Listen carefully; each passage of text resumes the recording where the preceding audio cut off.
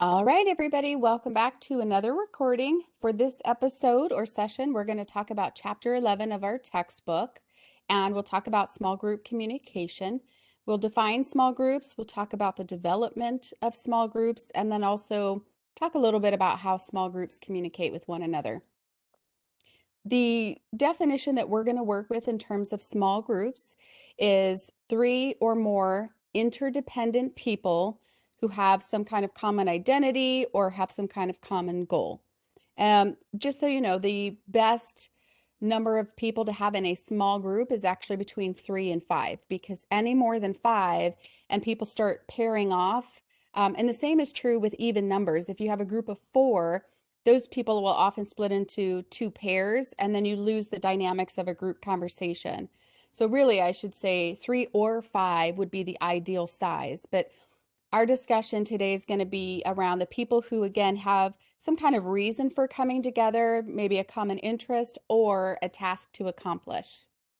And I know most people don't like working in groups. I think that's generally because there's no discussion of these steps that you see here in terms of the development of small groups. People generally just go right into groups, start doing some work. Some people stop doing work. People start getting frustrated. And then eventually, of course, the group ends. And usually it's not the best experience. The reason I want to take time to talk you through these different steps is because if you will work through them, and again, like everything else, if you put in a little bit of work up front to kind of learn the processes, it'll get faster and faster and easier going forward. But by doing this work, you'll have a better group experience, which is what everybody wants, I think. So these are pretty standard. If you're a business major, you'll probably hear about these in other business classes, and you'll probably hear about them in some of the workplaces you all will go into. So forming, just like it sounds, is when group members get together um, at the start of the process of working together as a group. Sometimes that's assigned, and sometimes you just decide to work with other people. I'm in the process of working on some things now for a separate business that I have, and I'm choosing to work with other people. So a lot of this comes into play for me because I'm choosing to work with other people, and I find that I can have better results and maybe a better experience by working with other people. Ideally, in the forming stage, that's when you would start kind of deciding, okay, what kind of group are we? What's our common goal? And you maybe just start to, will just take shape. Storming is where people can express different ideas about how to approach tasks, take on leadership roles. So you can think of it like brainstorming, but also people you can think of it like storming out. In the storming phase, some people, let's say in the brainstorming process or just getting to know each other discussion, some people can then become pretty upset just at the fact that they're having to work with group members. And of course, then that is something to overcome. You can do that, I think, by engaging in the next step, which is norming. That's not a word we use a lot, but you probably hear the word norms used. And I have a separate slide after this talking about what a norm is in detail. But it's basically when you set up the rules for engagement. And you might include things like we're all going to be on time as a group. We are all going to actively participate in sharing ideas. We're all going to set up a Google chat, and everybody has to make sure they read all of those messages. Whatever the parameters are for your group, if you set them up front, and by the way, this can, I think, happen with families, especially if you have children or you have siblings. If you set those parameters up front, then it makes it not personal when you have to address behaviors later, right? So if I don't have this conversation, we don't set up any norms or go through the norming phase, and I find that Sarah never responds to group texts, and I try to say, hey, Sarah, what's going on?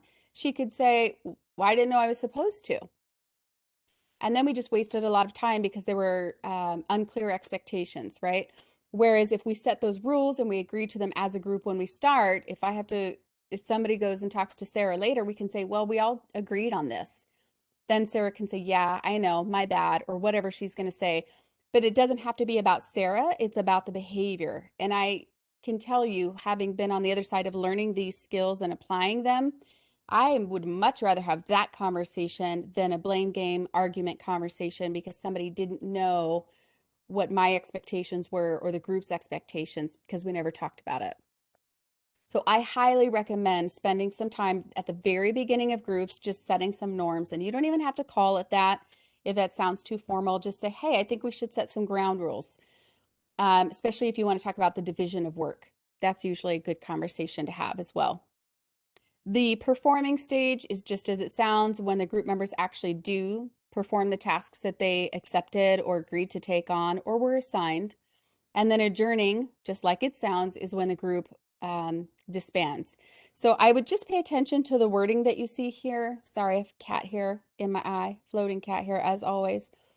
I would pay attention to the wording because you will see it on the quizzes. And in one of the homework assignments, you'll need to have this process in your mind so that you can lead a group meeting, which we'll talk about in a subsequent chapter. All right, so those were the development phases of small groups. I told you we would talk specifically about norms and I gave you some examples, but again, these are really just the group's expectations or ground rules. Again, some other examples would be beginning and ending the meeting on time. People typically love that ground rule. Maybe not so much the starting on time, but everybody loves ending on time. But it would be nice to get everybody on the same page. You can talk about how you're going to address behaviors should they come up. And how, if it's going to be a group that you work with, let's say over a semester or over a project, period of months for a project at work, then you can have those, you can set a ground rule or expectation that says, well, why don't we check in monthly just to see how the group is doing? That would be maybe a good idea. Okay. And if physical space applies, of course, you'd have that conversation too in terms of who's getting to, sit here or who's getting, to drive this company vehicle, that kind of thing. Maybe you have those discussions. When we think about the roles we take on in groups, there are two main roles that we can have. One would be a task role, which, just as you think, is centered around a specific task to accomplish the larger goal, right? So it's actually something that you should be doing. And then there's a maintenance role, which also help the group move forward. So of course there's effort, but we don't think of it as a task role because the main point of this role is to keep the group member working together cohesively. And we'll talk about some examples in a minute. A third type of role that we don't assign but could be taken on by people is what we call an egocentric role. Ego is, of course, like your inner mind, and center is yourself. So this is you centered on your own mind if you're the egocentric person. So if I'm working in a group and somebody is being disruptive, they're probably fulfilling an egocentric role. Then we also have social loafing as a type of egocentric role. It's an egocentric role because it's still focused on me, myself, only I'm interested in doing nothing. And I'm sure we've all worked with those people, right? And that's when we just kind of sit back and we rely on our team members to do everything for us. Again, the task roles and the maintenance roles should be assigned to help the group run smoothly, but sometimes we will fall into egocentric roles, which we would want to try to manage as best we can. Here you see an illustration from our textbook. It gives you examples of task, maintenance, and egocentric roles. And you will have, again, some quiz questions based on these specific roles. So the answers are kind of right here for you on the slide as well as in the textbook. Again, the name of the graphic is Type of Group Roles. And it's adapted from Mudrack and Farrell, or Farrell, depending on how you're reading those authors' names. But task role, again, would be somebody who I assign to maybe do research between meetings or to keep the project going. For a meeting, maybe I assign somebody to be a note taker. By the way, if you're ever leading a meeting, it's a good idea to assign someone else to take notes because it's very hard to manage the meeting and everyone's participation and then document everything that's happening. So that's a really good task role. Information giver is somebody like, hey, I want to make sure all three of you contribute, right? You're going to be tasked with giving us information. As far as maintenance role, I know it seems weird. You're going to look at these and you're going to go, oh, okay, so I'm going to assign somebody to be a supportive listener. And I would say, yeah, you should. It's very easy for people to get caught up in their own agendas or worried about their other tasks or jobs or what they want to say, and the group not function very well.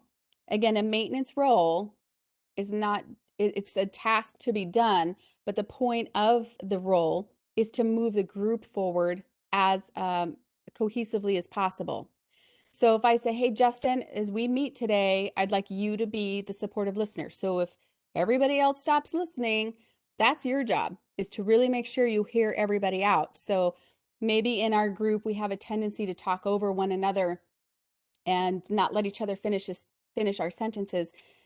Justin can then be the person who says, oh, hey, Carol, I know that you had started this thought here and then we kind of moved on. Did you want to go back to that? So it is kind of like a task, but again, the point of this is to keep the group running smoothly. And a gatekeeper is somebody who's just helps to keep us on task, which is nice when you're in a group meeting. Some of the egocentric roles, we talked about social loafing as a type, but also I gave you an example of somebody who maybe is a dominator. Maybe they always want to be in charge of everything and they don't want to hear other people. That's definitely something you would not assign, right? We have to deal with it, but you would not assign that. Somebody who completely withdraws, which is kind of like social loafing. Somebody who's a joker, wants kind of all the attention, and that's why it's egocentric, but doesn't want to actually get anything done. And as you can see from the far right column here, each of those roles has an impact on the group. The task roles and the maintenance roles obviously impact the group in a positive way because they're adding to the dynamic and the productivity. Egocentric roles take away from the group's quality and performance. All right, so that's it. We talked about the definition of small group communication, talked about the development of small groups, and we also talked about how small groups communicate. Again, hope that was helpful, and I hope that you will read the chapters before you start on the homework assignments. Please let me know if you guys have any questions. Bye.